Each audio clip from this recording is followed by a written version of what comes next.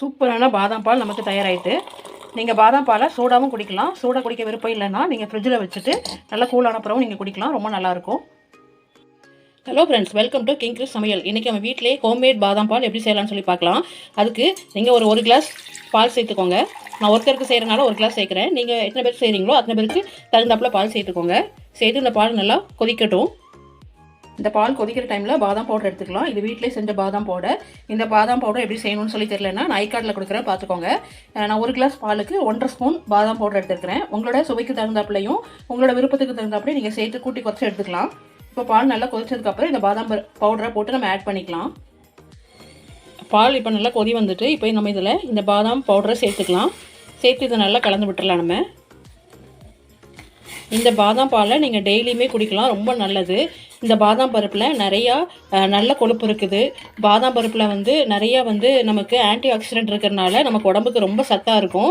இது செரிமான ப்ராப்ளம் இருக்கிறவங்க, அதாவது டைஜஸ்ட் ஆகாமல் இருக்கிறவங்க கண்டிப்பாக இந்த பாதாம் பாலை நீங்கள் டெய்லியுமே சேர்த்துக்கலாம்.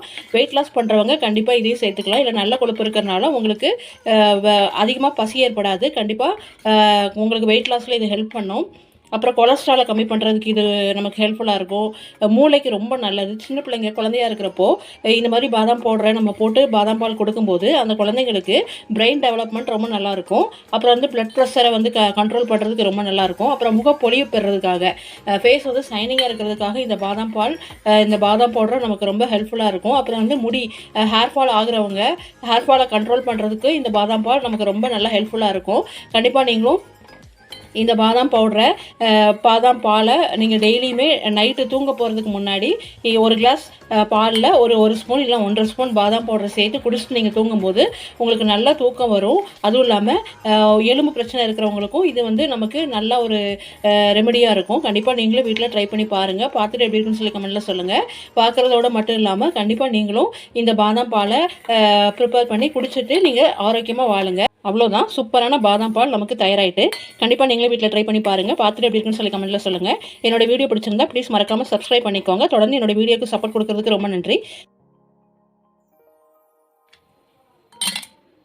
சூப்பரான பாதாம் பால் நமக்கு தயாராகிட்டு. இந்த பாதாம் பாலில் நம்ம பவுடர் ப்ரிப்பேர் பண்ணும்போதே சுகர் சேர்த்துருக்கோம். அதனால் நீங்கள் சுகர் சேர்க்க தேவையில்லை. இதை நீங்கள் அப்படியே குடிக்கலாம். ரொம்ப நல்லாயிருக்கும். டேஸ்ட்டுமே ரொம்ப நல்லாயிருக்கும்.